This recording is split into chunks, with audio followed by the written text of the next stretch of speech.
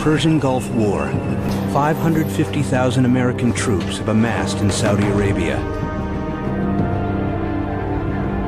They are ready to face dictator Saddam Hussein and his notorious army, now occupying Kuwait. On August 2nd, 1990, some 80,000 Iraqi troops stormed their southern border, officially commencing the invasion of Kuwait. Although fighting officially began on August 2nd, the conflict began years earlier. After the end of the Iran-Iraq War in 1988, Iraq found itself burdened by more than $14 billion in debt it had taken out to finance the 8-year conflict. This added to the $20 billion Iraq was already carrying, totaling more than 80% of the country's GDP. And this was not a time to be carrying debt. In the midst of a particularly nasty recession, the Federal Reserve, under Chairman Paul Volcker, had raised interest rates to record highs.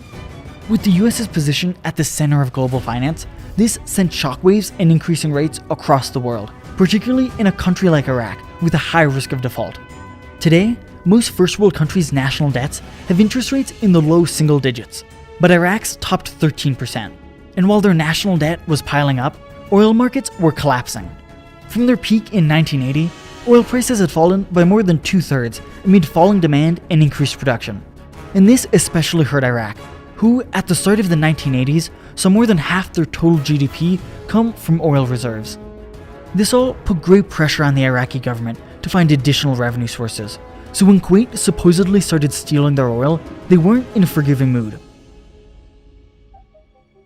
Most people think of oil wells as going straight down, but they don't have to. Underground, you can drill at an angle, or even perpendicular to the ground. In the lead up to the invasion, Iraq alleged that Kuwait had been doing this to steal oil under Iraqi soil.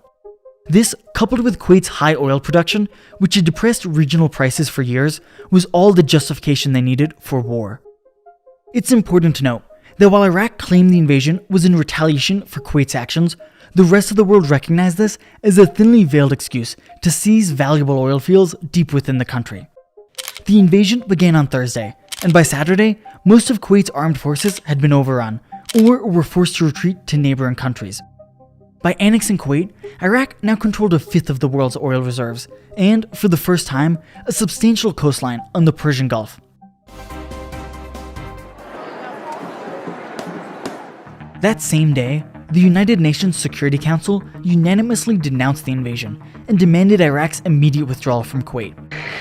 And following extensive consultations with our coalition partners, Saddam Hussein was given one last chance to withdraw unconditionally from Kuwait. Regrettably, the noon deadline passed without the agreement of the government of Iraq. After failing to withdraw by January 15th and building up an occupying force of some 300,000 Iraqi troops, the US, acting under a UN resolution authorizing force, led a coalition of 39 nations against Iraq. The following 42-day war would become the most one-sided conflict in military history. The Allied coalition suffered about 250 deaths and 500 wounded, while Iraqi casualties numbered at least 25,000 and left more than 75,000 wounded. But how did the Allied coalition win such a staggering victory? A large part was thanks to the US's technological supremacy. The counter-invasion would see the most advanced technological weapons ever deployed in combat. The first Gulf War was the US's first major military intervention since the Vietnam War, more than a decade prior, and technology had advanced considerably in that time. The conflict saw the rollout of the F-117 Nighthawk. This was the plane that would come to popularize the term stealth in reference to an aircraft's reduced radar signature. Before the days of computer modeling, the F-117's frame was designed by hand to reflect enemy radar up into the atmosphere and away from the ground-based source. The plane's aluminum exterior was coated with a radar-absorbent material that further reduced its radar signature. This stealth technology was so advanced that the plane's 13-meter wingspan was reduced on radar to a cross-sectional area between 10 and 100 centimeters squared, a size smaller than most of the birds that flew over Iraqi airspace, making the planes nearly impossible to identify. Although the 36 F-117s made up less than 3% of the more than 1,900 Allied planes, in the early days of the counter-invasion, before Iraqi radar stations were taken out, they flew more than a third of the bombing runs. Across the 1,000 hours of the conflict, these 36 planes saw an impressive 7,000 hours of combined flight time. The stealth fighter attacked the most heavily fortified targets, and it was the only coalition jet allowed to strike targets inside Baghdad, the capital city protected by more than 3,000 anti-aircraft guns and 60 surface-to-air missile battery defenses. Despite these defenses, the F-117 was never shot down over Iraqi skies, and over its whole 25 years of service, only 3 would ever be downed by enemy defenses. More than just stealth technology, equipped on these planes were the most advanced bombs ever developed.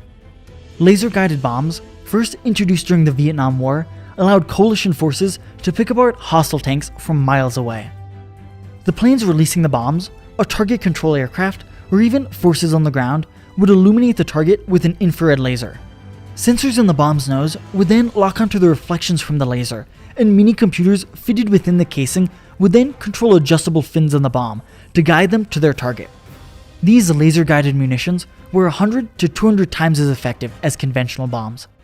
Flying at 50,000 feet, a bomb dropped half a second late could miss its target by hundreds of feet.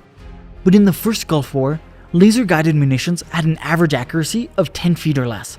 This was especially crucial in major Iraqi cities, where military fortifications were often surrounded by civilian homes. And after the launch of Navstar-1, the first GPS satellite only 2 years prior, coalition forces were the first ever to use GPS to precisely track both friendly and enemy troop movements. This was especially important in a theater like the First Gulf War. The vast majority of the coalition's forces were not from the Middle East, mostly Americans, and so they didn't know the regional geography. And whereas European and East Asian theaters of war provided geographical landmarks to use as guides, most of Kuwait and Iraq were empty deserts, with no mountains or rivers and very little infrastructure to aid in navigation. GPS technology allowed ground troops to coordinate real-time movements across hundreds of miles of open desert, proving a decisive advantage. Another technological advance that's often overlooked are night vision goggles. During Operation Desert Storm, soldiers used $25,000 holographic night vision goggles that amplified light too dim for the naked eye. Normally, you can't see at night because there isn't enough light for your eyes. But night vision goggles can detect very small amounts of light, and even wavelengths that we can't normally detect, like infrared. The goggles then boost these signals between 2 and 7,000 times, allowing you to see enemy movements. These glasses gave the coalition a major edge over Iraqi forces in night battles, especially because the Iraqi troops were unaware of this technology and often favored night battles to hide from coalition aircraft, only to be spotted by the ground-based forces using these goggles.